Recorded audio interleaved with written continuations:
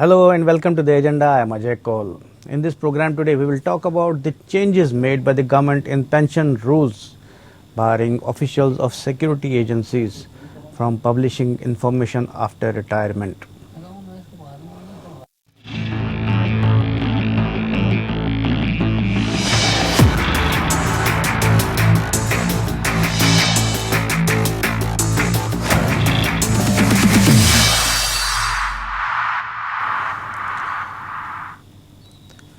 The central government has amended the pension rules for civil servants, prohibiting retired officials of the security and intelligence organizations from writing anything related to their workplace without clearance from the incumbent head of the respective organizations.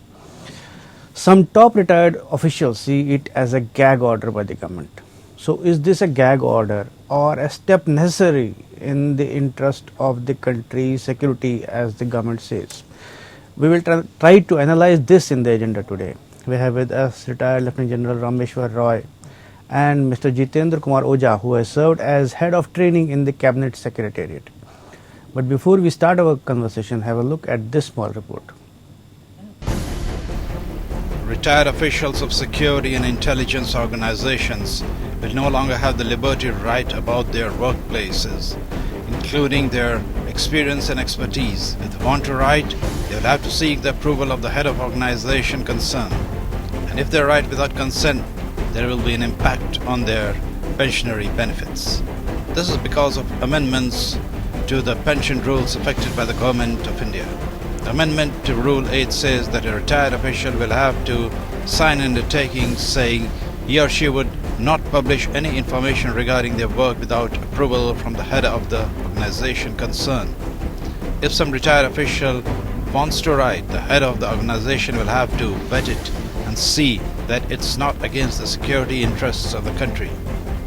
This is likely to impact retired officials of security and intelligence organizations who write the press or author books on their former organization experience.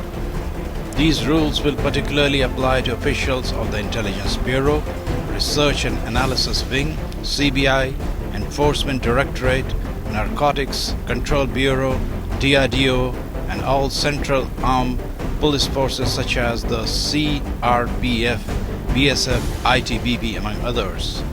There are many retired officials of various security organizations, including RAW and IB, who have written books or write articles about their experiences and other matters related to their service. Many times it has been felt that some sensitive aspects are also mentioned in these publications, which can have an impact on the country's security. However, some retired officials see the new rule as a gag order by the government. Your report.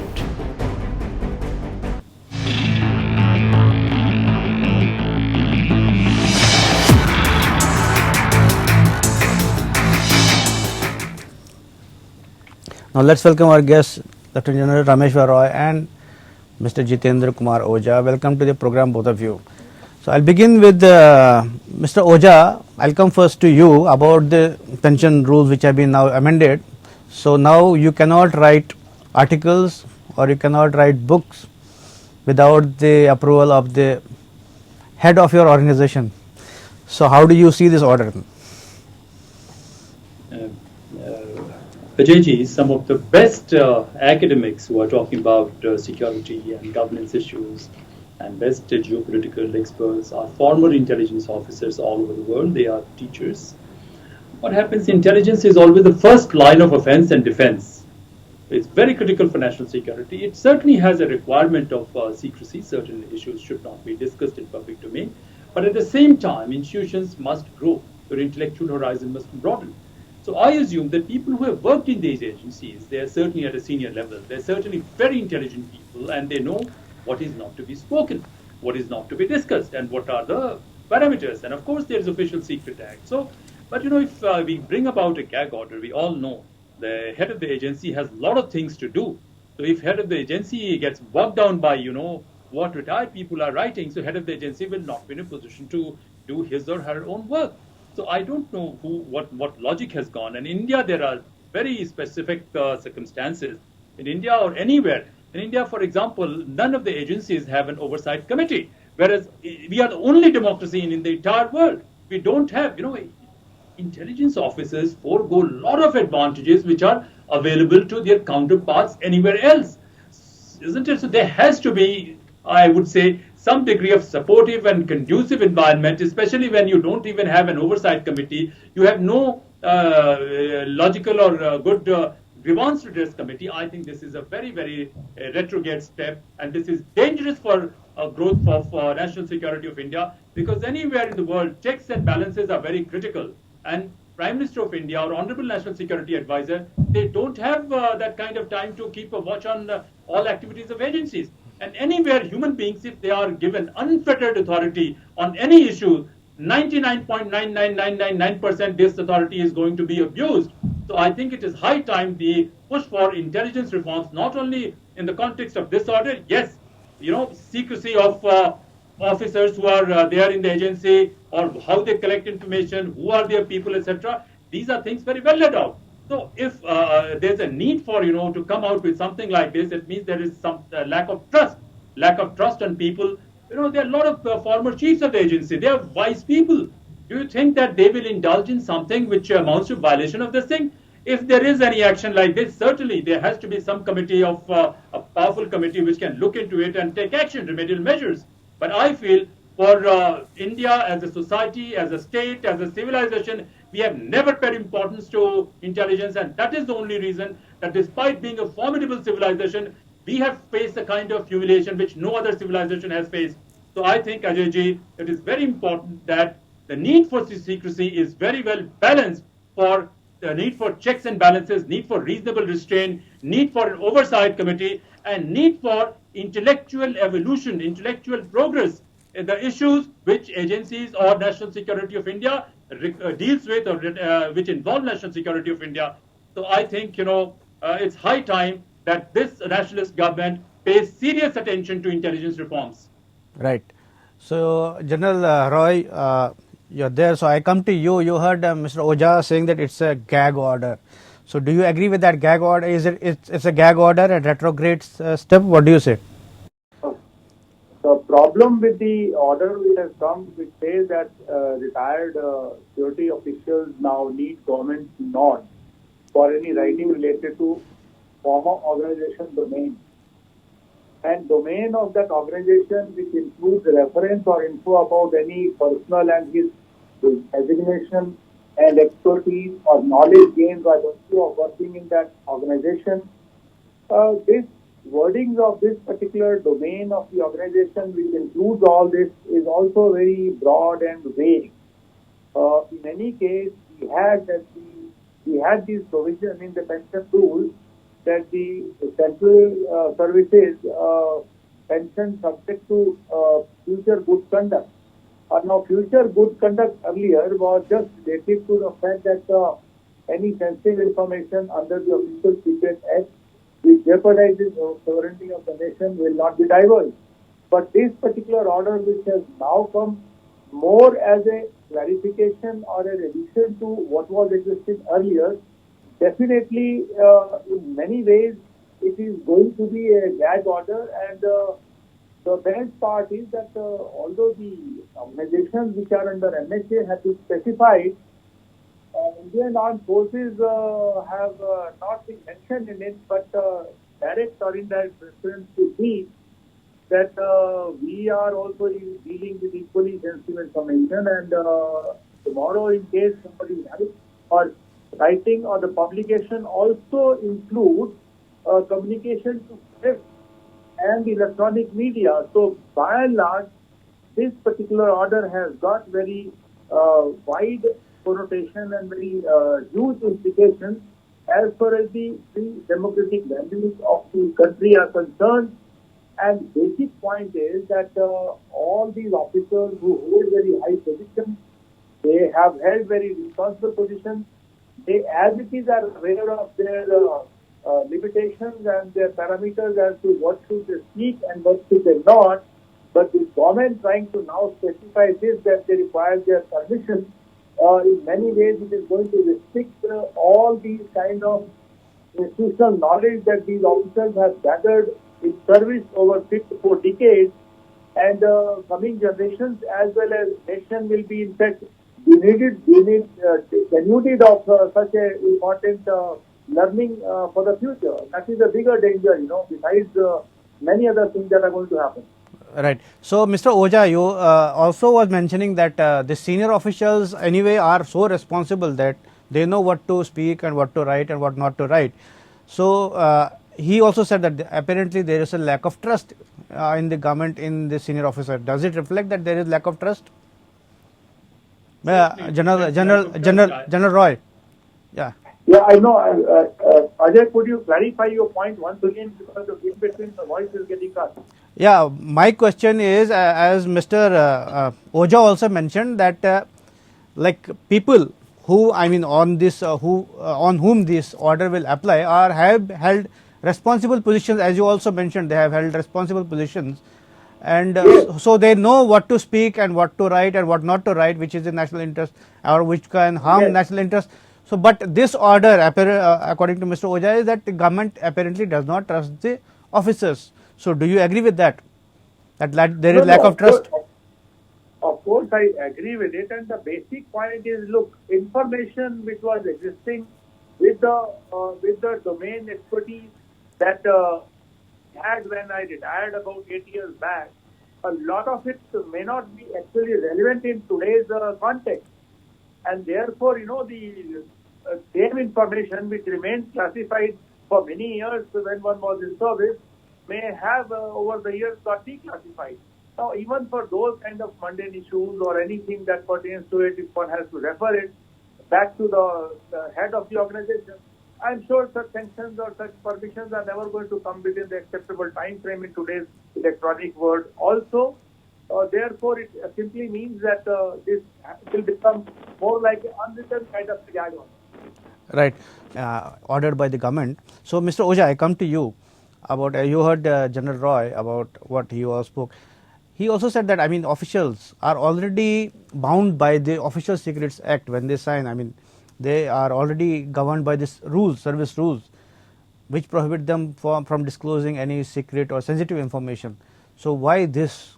Is it addition or why? Why this new order? What is your assessment?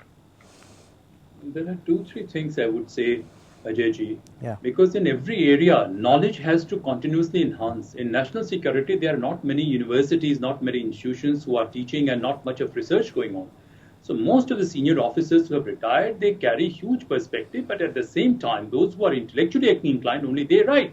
If you write nonsense about things which jeopardizes national security, of course, the Official Secret Act should take care of them.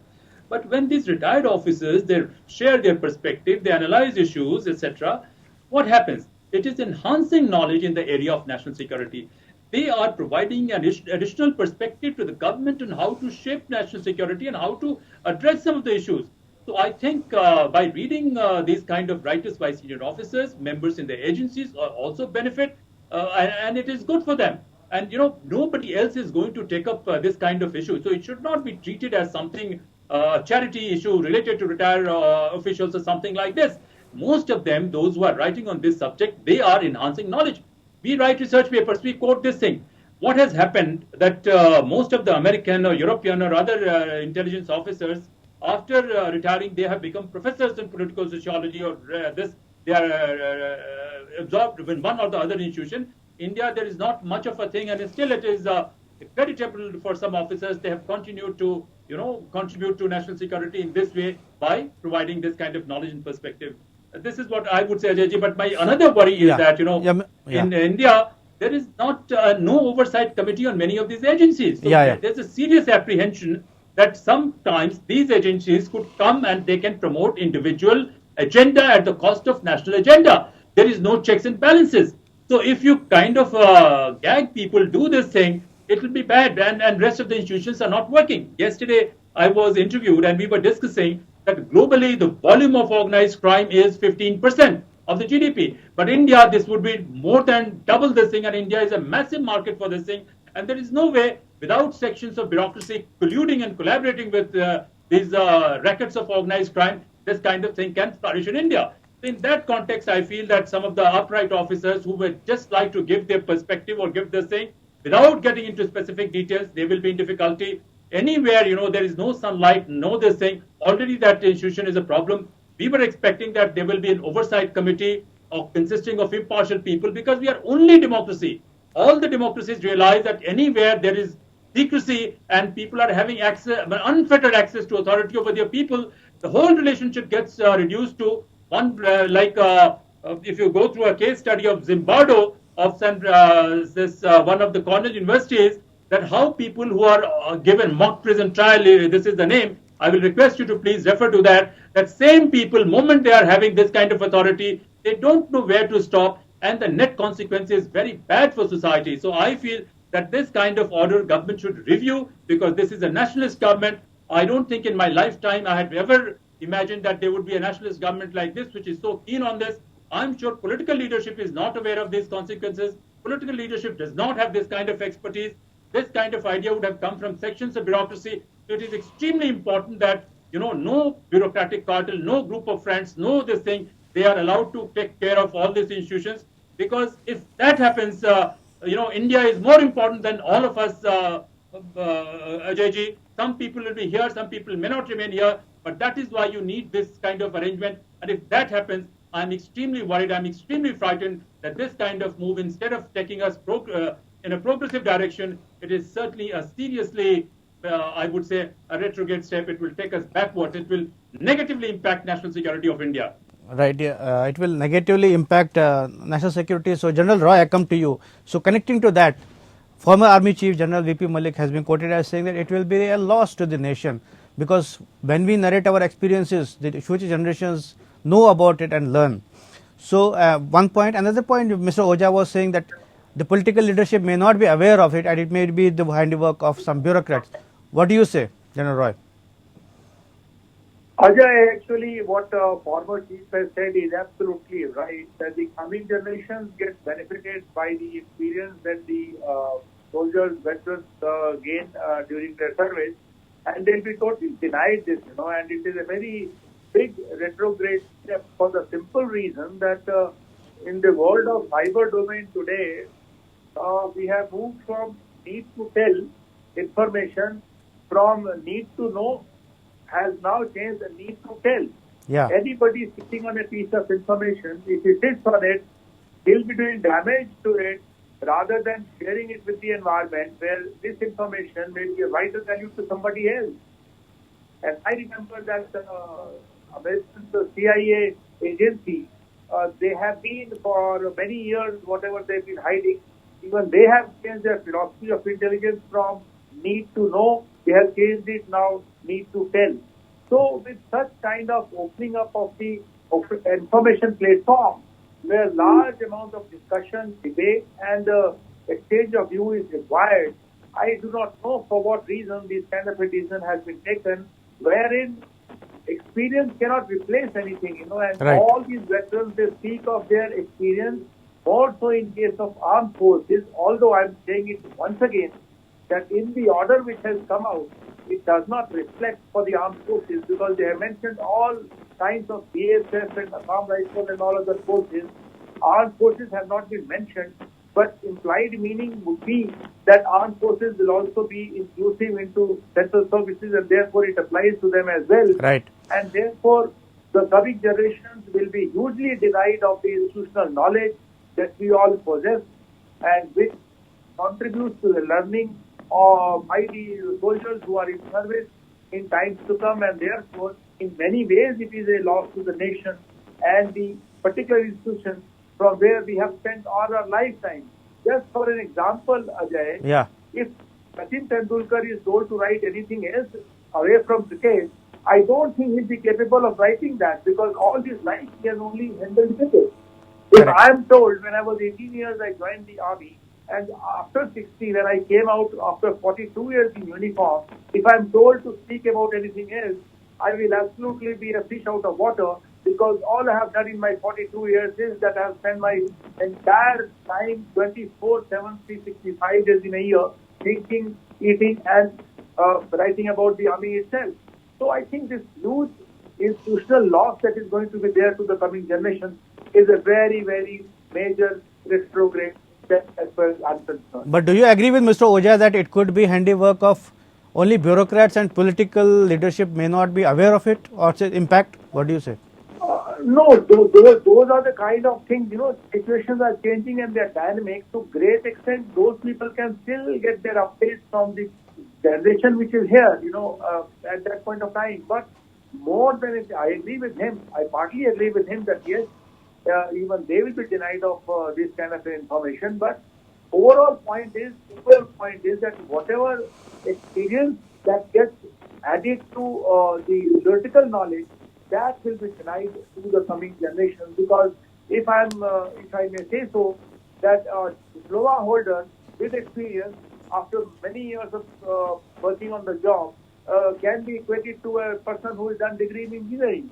And to that an extent, a soldier, when he gets to hear the experience of the veterans and how they think, particularly the knowledge of the ground, so he enhances his knowledge domain. Yeah. And that knowledge domain will now be found very much wanting because of these orders which have come, wherein any amount of writings or thinking. And bigger issue is that all huge amount of think tanks that we have, all the services have got their think tanks. I don't know what they are going to write about after this order, because everybody is so much guarded. Yeah, I think there will be reaction and people will be commenting and reacting to it. But we had to we had to close. Mr. Ojha, last comment for maybe 1 minute. So when we talk about national security interests, whether you should speak about old issues or reveal some secrets which people may not be knowing. So I'll give one instance. There is a former raw officer who has written about a diplomat, Indian diplomat in Iran, who later became Vice President of India. I don't want to name. So he actually had sabotaged Indian operations in Iran and all that. So can that be classified as a secret, national secret, or as a learning for future generations? Maybe 1 minute. What has happened, Ajay ji, as I said, in all developed countries, democracies, all intelligence agencies have an oversight committee, number one. Number two, they get a lot of protection. They get a lot of protection to carry out their work, and it cannot be done. Nobody can interfere with that. So this kind of thing, as I said, is a bureaucratic lobby somewhere who have very little knowledge about the profession, who have very little commitment to the profession, who have very little commitment to enhancement of knowledge in the area of national security. These people have come out with this kind of thing. We have to tell political leadership that this is dangerous, because some of these people, they are a mini university, mini college in themselves. Right. And what they write, serving officers also gain from that, the kind of perspective they provide. This is a kind of subject, it is impossible for an academic, to come out with this kind of knowledge. This is one area. It's not possible for an academic. Yeah, I'll say not only service officials, even people like us, we also gain a lot of things by reading and understanding what happened. Most of the people, those who are committed to the profession, even after somebody who has chosen to live a life of anonymity, all this thing, imagine the commitment the person would have had it. Right. So some bureaucrat who had left everywhere else, he will come and decide, okay, I will test your commitment to the country. This doesn't happen. I suppose that most of these people, they are working universities. It's high time that we professionalize these agencies. We realize that intelligence is the first line of offense and defense. So give them security last minute. And most of these people who are writing, they are a working university in themselves. Yeah, that's what I'm saying. So we all of national security. That's what I was saying, that we all gain, not only service officials, we also gain a lot from all those experiences. But unfortunately, the time of this program today is over. So I want to thank you, both of you, for participating. This is all in the agenda today. Thanks for watching. I'll be back with another important and interesting topic same time tomorrow. Till then, take care and stay safe.